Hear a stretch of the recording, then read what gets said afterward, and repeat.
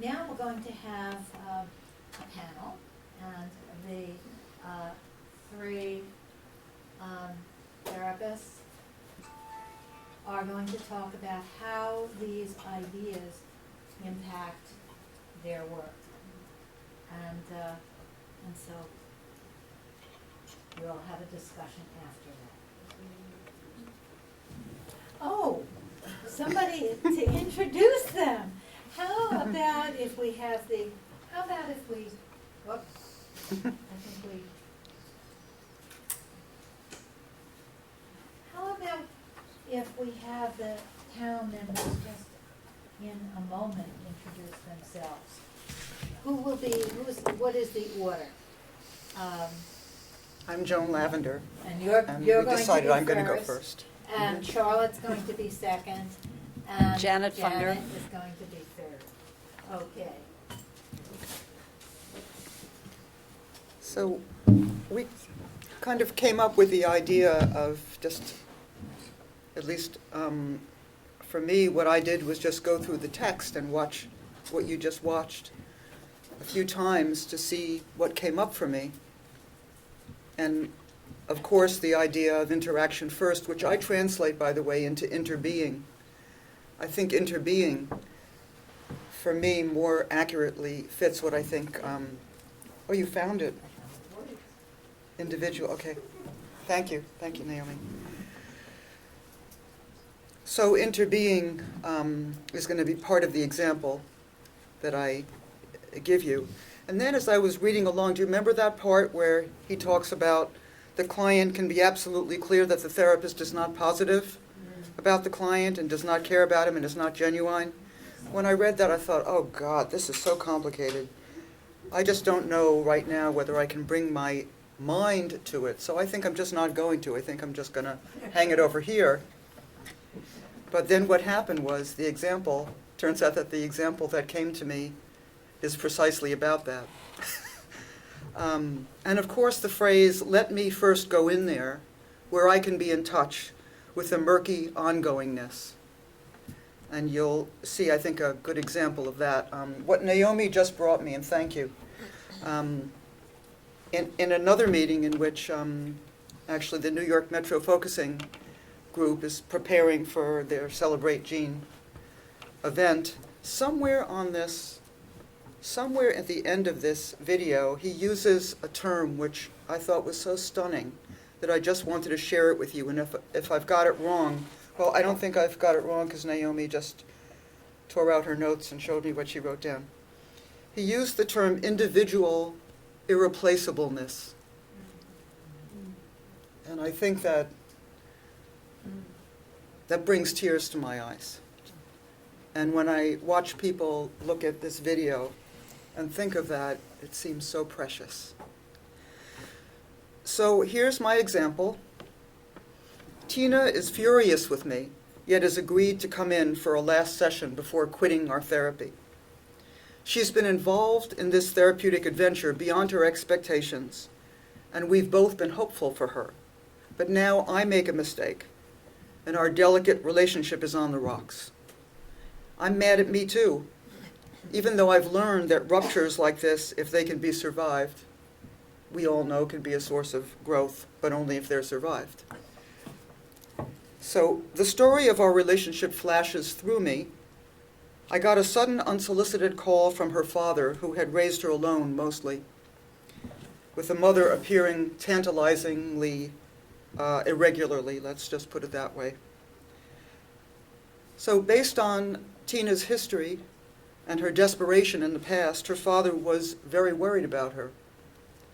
When he called, however, I was in the midst of a migraine, and I was completely unable to think straight. I got scared. So instead of waiting and remembering that I trust Tina, knowing that she would share this with me at her next visit, I jumped the gun and I called her. She took this as the betrayal that it was, not trusting her, and she rightfully flared up and said, "It's over, I told you. Nothing stays good." I feel dreadful about this. So why didn't I just say I had a migraine? I mean, that's the kind of thing I would say. Why didn't I say it? Well, I had a migraine, so I couldn't, On the phone, I'm just trying hard to listen. Damn that migraine. Why didn't I just tell her that I wasn't thinking straight? And if I say it now, it's going to sound like an excuse. I missed the moment. I actually do trust her, but now here we are in the midst of this tough place. On the phone, sensing my openness to her side of things, Tina reluctantly agrees to come in. Sitting across from me, she's watching very closely as I struggle to follow her. I'm in two places at the same time, sensing how she's watching me and trying to stay in touch with my own insides somehow, and trying to handle my critic, I should say also. My felt sense informs me that she's watching to see how I am with all of this very real trouble between us. And maybe she's even getting something out of this mess. She tells me sternly that she expects me to be real with her, as always. And this means that I share the impact she's having on me in the moment from the experiential dimension. She has always refused any response that hints of her definition of a staid therapist or a staid therapeutic stance. She wants the living substance. So right now, I'm her therapist facing her imminent departure. I continue in the experiential mode that we have cultivated and grown to trust. And I say, I'm asking myself what I notice as I sit here with you, knowing that you're leaving. I understand what you're saying about betrayal.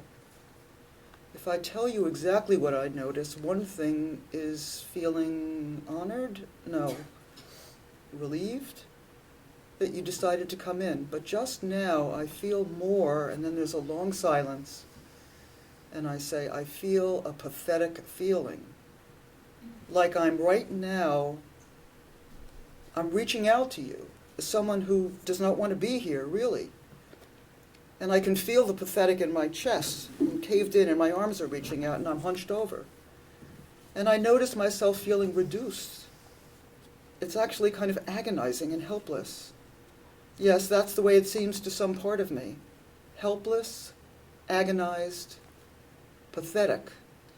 Tina's observing. She says, "You feel pathetic?" She smiles slightly, and I can feel the shift in the atmosphere between us, and I have no idea where this is going. Yeah, that's it. Like, you're dragging your body to be here, I say, but you don't really want to be here with me. And there's absolutely nothing I can do about it. Tina giggles, and she says, "You really do look pathetic." She says, "Oh, like I'm almost," and she's focusing now, "I'm almost enjoying seeing you this way. Like there's a pleasure in seeing you like this." And she says, "I'm the one who can leave, but you have to sit there and be left.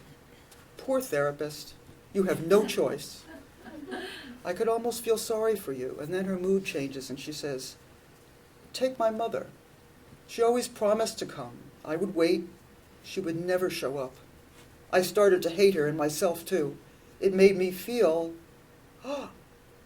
pathetic." And I say, "Pathetic? You too?"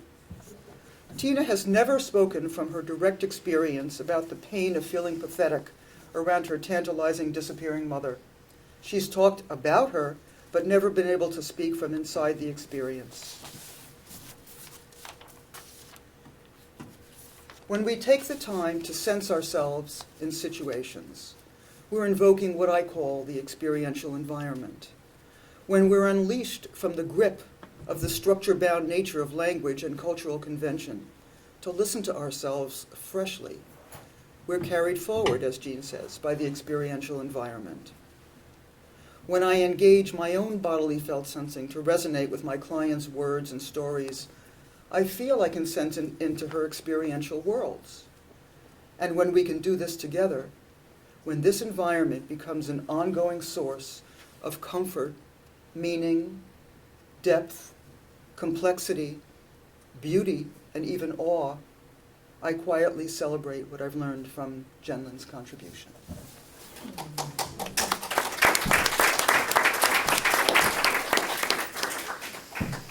Let's just take a moment to take that in before we hear from Sean and Howard.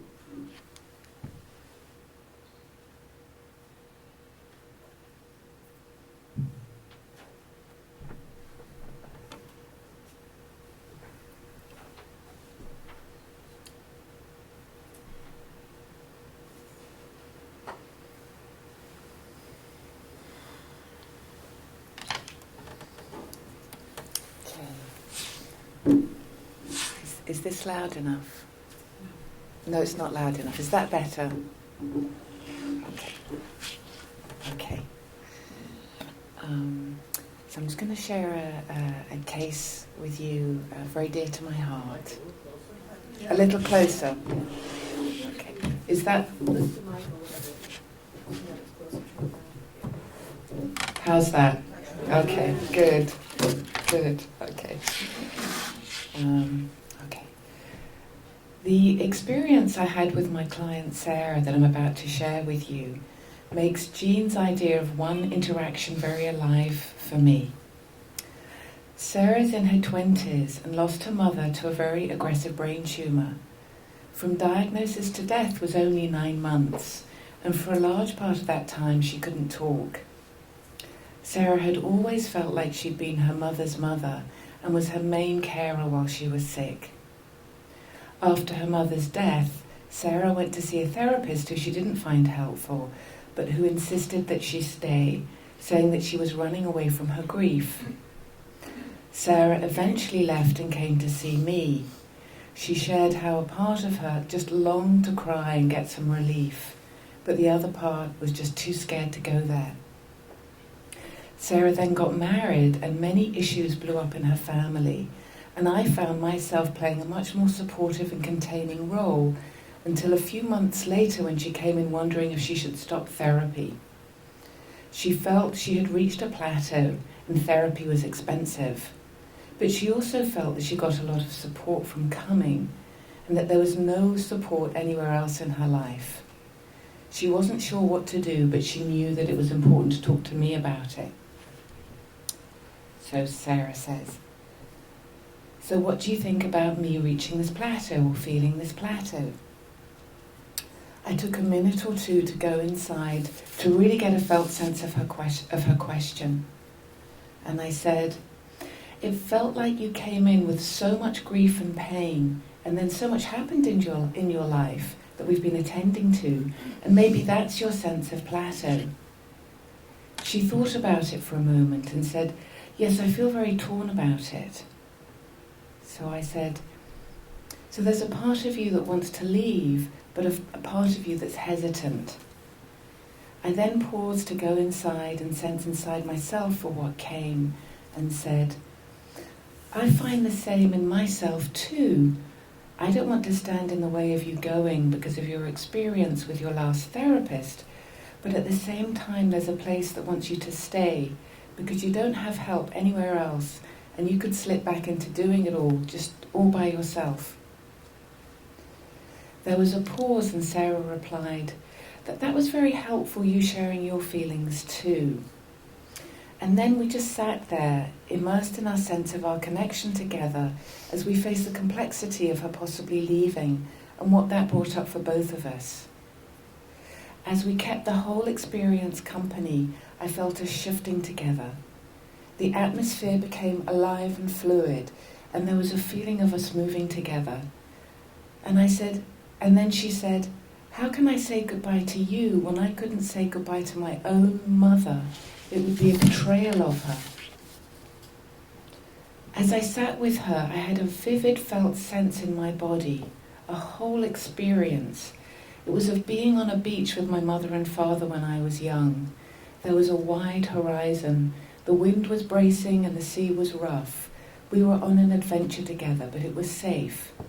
The bracing cold and wide expanse was countered by the warmth of our intimacy and our togetherness.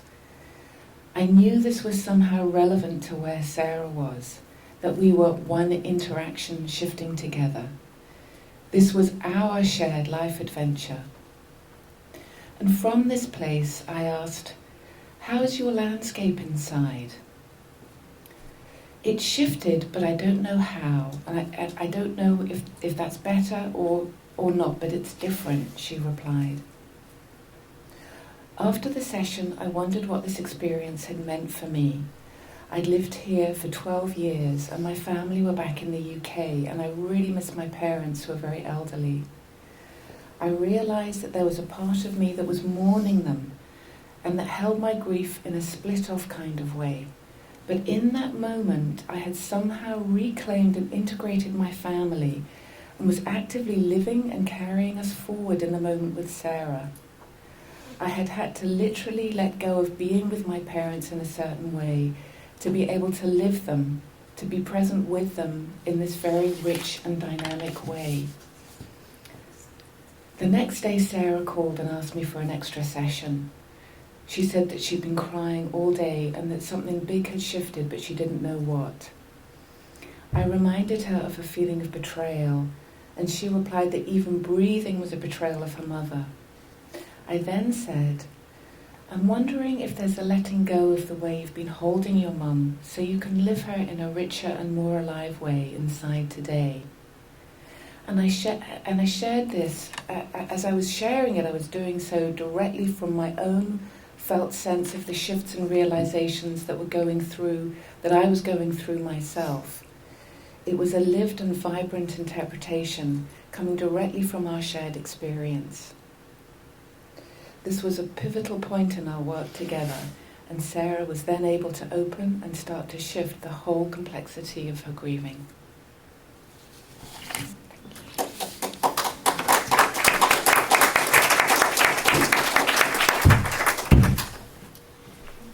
And let's take just a minute to take in Charlotte's piece.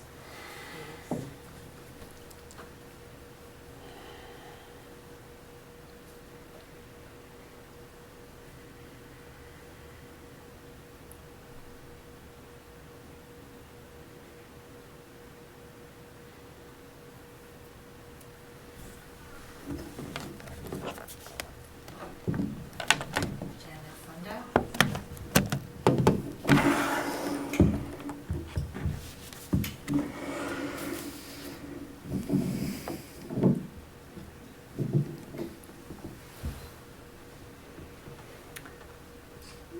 Many years of immersion in focusing practice and experience and teaching focusing and studying focusing and studying the philosophy and theory all together has really brought a major shift in my experience of being a therapist.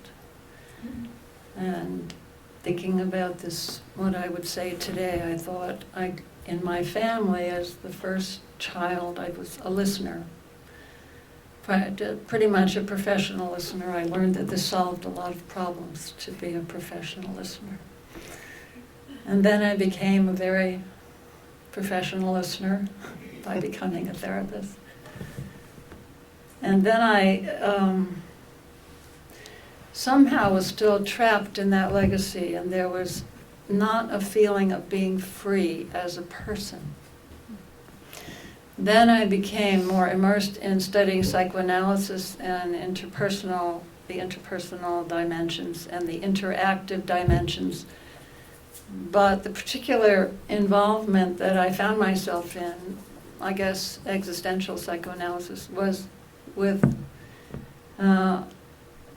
someone poetic, responsive, wonderful. However, it veered to the opposite extreme of too penetrating, at times pathologizing and interaction. So I love the liveliness of interaction, more interacting, but it wasn't right either. It was kind of an opposite. Focusing oriented therapy has given me a way to be a living, breathing person as I'm listening, and a way to be actively responsive in all different ways, of course, different moments, different clients. Whether I'm being silent or actively speaking, to feel I'm a person there with another person. And now to think we are one interaction is even better. We are living an interaction. So I wanted to speak to one of the things, I don't know, it's in this transcript, I think it was probably in the video too, where he said, the interaction is so much more than the two individual participants' perceptions of it. And this is an important philosophical point. He has a philosophy paper called The Primacy of the Body, Not the Primacy of Perception, which is an answer to Merleau-Ponty's The Primacy of Perception, which is beautiful. However, Gene carries philosophy forward by speaking about the knowing that we have that's beyond what we know through hearing and seeing and smelling and tasting, the five senses. We know in a bodily way, in a whole bodily way. And he coined the phrase the plant body, which I haven't heard any other philosopher use. We can all think of having animal bodies. We're humans. We have all the richness of animal bodies. We also have plant bodies. Plants live and know how to use sunlight and water without having eyes and ears, without having perceptions, what he calls the 5 peepholes of perception. They're not gathering information in through perception. They know with their whole bodies how to use sunlight and water. So this is one example of a way in which Gene's philosophy has nurtured me in a very deep, conceptual way in the intimacy of interaction in a therapy session. I really have come to trust so deeply in this knowing beyond what I can think, and trusting the sensing that was so beautifully expressed in these case examples, the capacity to sense in this deep way. And in one moment there in the DVD, when Gene was talking about even when he's doing focusing alone, what gets him out of a self-deprecatory attitude is pausing and waiting for something fresh to come. And learning, practicing that slowing down, that pausing, waiting for something fresh to come. It's just so beautiful, it's so relaxing to trust that deeply. And then this pausing gets built into therapy, the pausing for what's not yet known. And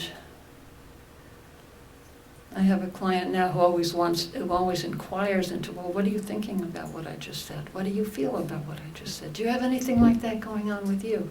Have you ever had that? So I've had years of preparation now to be able, years of building up to this kind of person who wants this intense back and forth in the moment. And I can say, well, something just came. This is what came as I listened to you. And just see if this resonates. That's a question I can ask. I'll say it, but I would like you to just see if it's useful to you or if it resonates. And she'll say, yes, oh God, what a relief. Or, well, let me see, there's a pausing, that way in which any phenomenon opens out into what he calls the implicit intricacy, because we need complex terms to make people ask, what is that?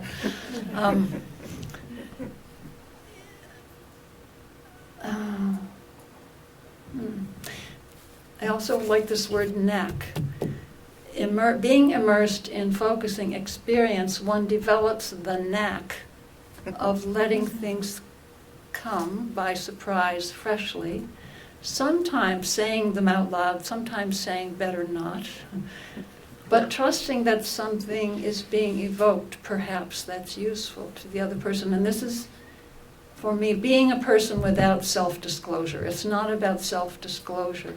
It's about being a person. I can be, I'm a person with a person instead of a listening pattern. Okay, that's it. One more minute? Let me just see in my little crib sheet if there's any, oh yes.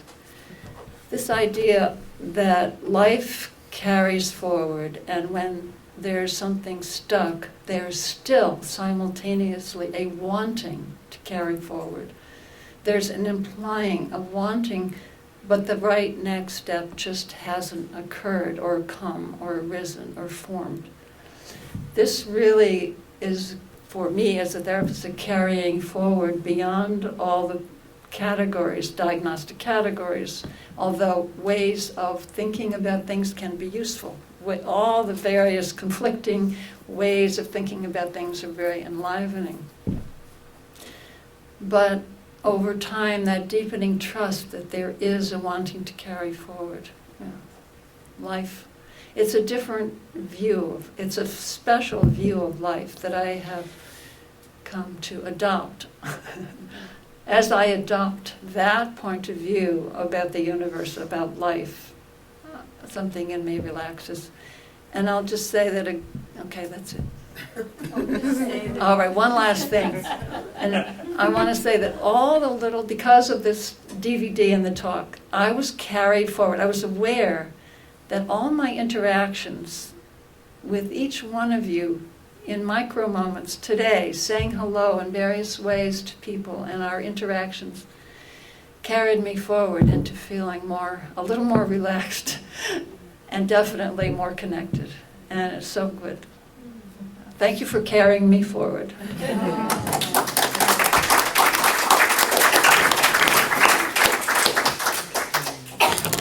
Thank you very much. What wonderful. Ah, that was just wonderful.